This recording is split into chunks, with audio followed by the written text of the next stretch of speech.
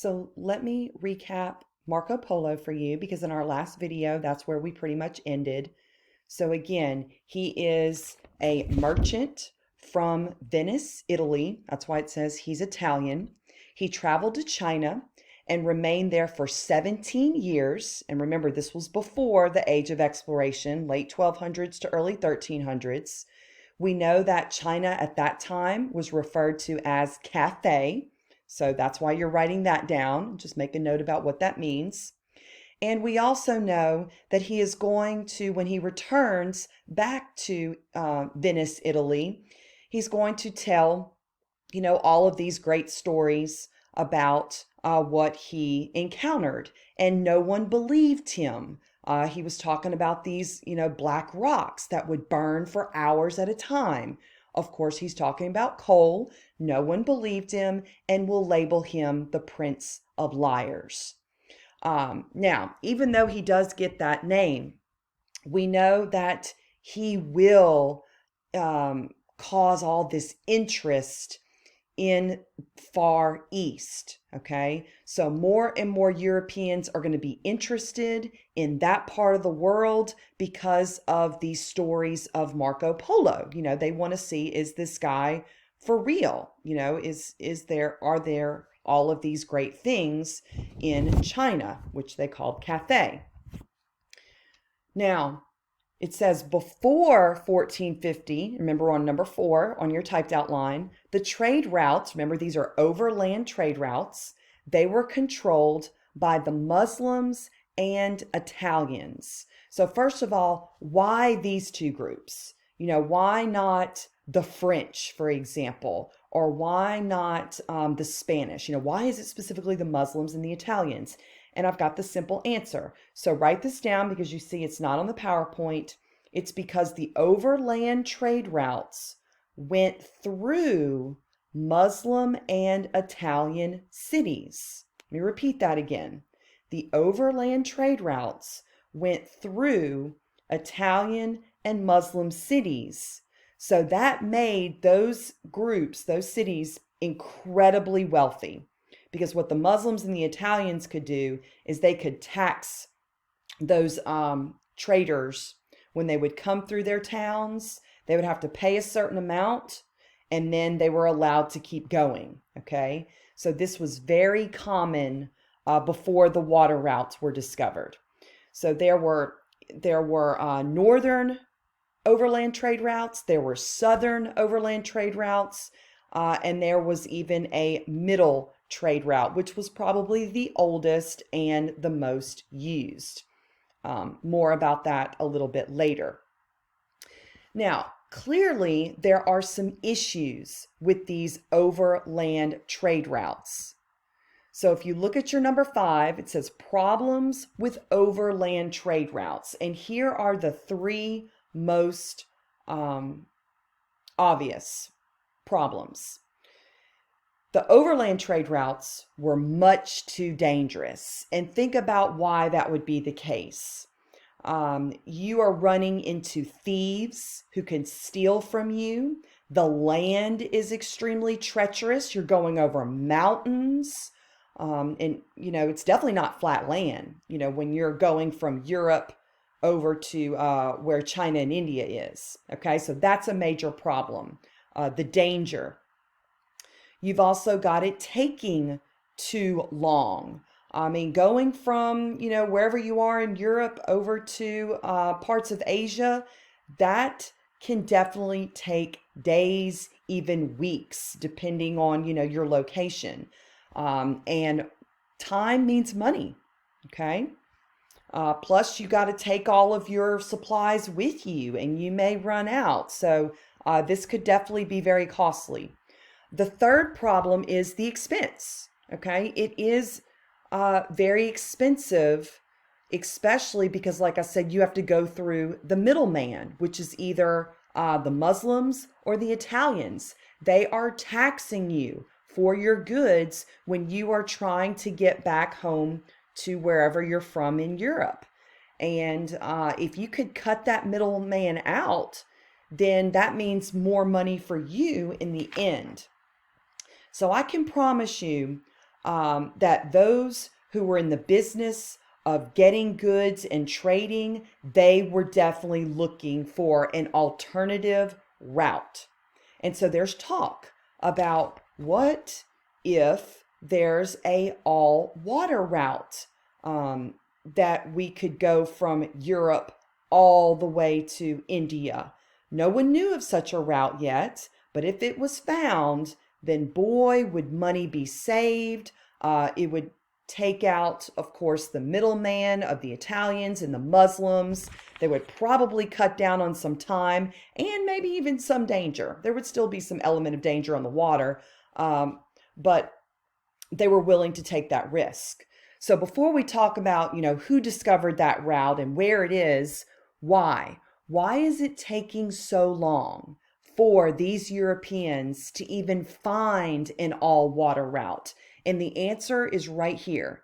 Initially, they lacked the technology, okay? You have to remember the technology to build really large ships that can navigate through that treacherous ocean water. It didn't exist until the 1400s. So what's going to happen is during this time period, there will be better ships built. There will be new instruments such as a compass, an astrolabe, a quadrant. Those are all important for navigation, and it will make long voyages possible. I'm going to cut over to my map and show y'all something real quick to help you better understand why technology is so important for the time. So here's my map of the world that I want to use and show you a couple things. So again, let's say you are here in Europe and you are wanting to get your items, over here in China, as well as, of course, India. You may have a smaller ship that can navigate through this body of water. This is the Mediterranean Sea. Okay, so I want you to know that there were ships that existed at this time. They just did not have the capability of navigating these larger bodies of water. Okay, so yes, they did have smaller ships that could get you from point A to point B over here. But again, you're still having to go overland at some point. And, for the longest time, this was the hub of trade, the Mediterranean Sea. So you're going to want to definitely, make a note of that there was a lot of trade going on in the Mediterranean Sea. But again, that wasn't without its problems. So we finally have the 1400s when people are starting to figure out how to build bigger, stronger, better ships. And again, the new technology for navigating these ocean waters will be developed. Those navigational instruments, like we mentioned. So back to your outline I'm just double checking mine, on 6 little a, there's a little number 1 about where some of these instruments originated from. The Muslims, they ended up inventing some of these navigational tools that we're talking about. So the question often comes, well, why didn't they explore? Now, this is a rhetorical question. You don't have to write this down. But you should be thinking that, like, wait a minute, if they are the ones that came up with some of this technology, why didn't they get out and explore? Why is this called the European exploration? Now, I want you to stop and think about it for a minute before I give you the answer. Now, no one knows the exact reason why the Muslims chose not to explore, but we can speculate a couple of things, and I'll give you a hint. Do they really need to? And the answer to that is no. Because of their location, they're already making money. They're already well off. So there's really no desire for them to get out and explore. So think about that, okay? Plus, Europeans, they're definitely a lot more curious, and they've got a reason to explore. Now let's take a look at the Vikings. This should be on number 7 on your typed outline. First of all, you need to know the other name for the Vikings, the AKA, also known as, are Norsemen. They're referred to as Norsemen because they come from Northern Europe. And then I specifically gave you some examples of where Northern Europe is. Scandinavia, which is also referred to as Northern Europe. You've got Norway, Sweden, Denmark. Let me show you the map again in case you're not familiar with where this is. So here is Europe. I'm circling Europe for y'all. And then up here, this is what they called Scandinavia. Okay, this is where you have Norway, Sweden, Denmark, Finland. Okay, this whole area right here. Now, of course, those specific countries didn't exist because, like I said, back in the time period we're studying, they just referred to it as Scandinavia. So that is why the Vikings are also known as Norsemen. You can see here, these are some typical stereotype pictures of what the Vikings would look like.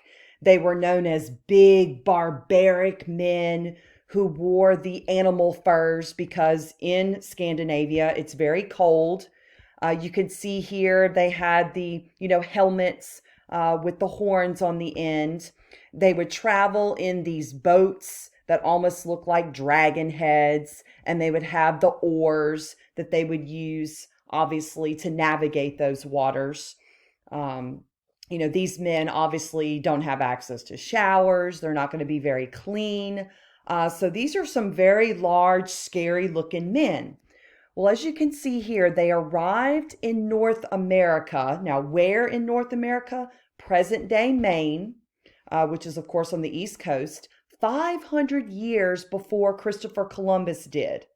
So this is, of course, they're making history by being the first Europeans to reach North America.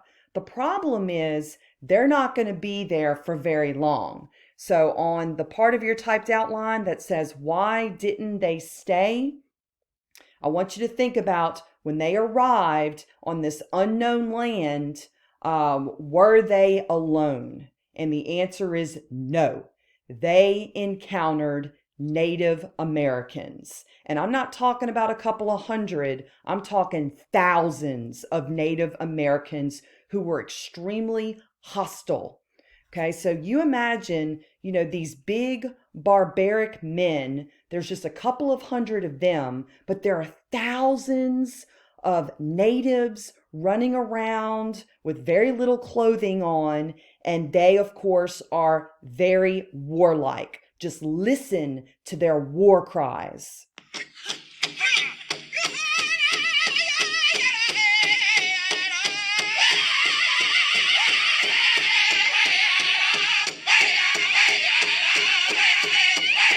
I don't know about you, but I don't care how big I am. If I see a whole bunch of, half-naked men running at me, yelling like that, there's no way I'd stick around. So make sure, again, when you're putting on your outline why they didn't stay, you could say they were intimidated and outnumbered by the Native Americans. Intimidated and outnumbered. Okay, so that's definitely why they didn't stay for very long.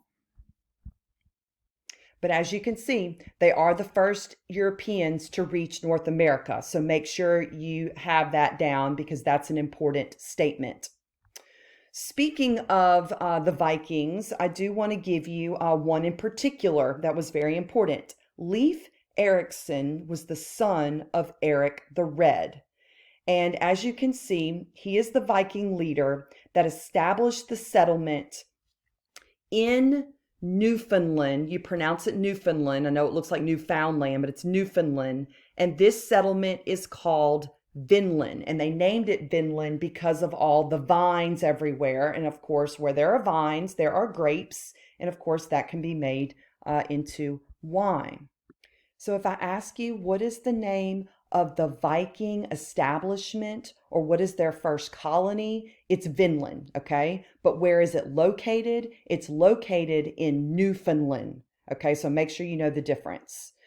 All right, so the last thing to wrap up section 1 is to quickly tell you who was looking for the all-water route. And you can see here, Spain and Portugal, first to look for the all water route to Asia.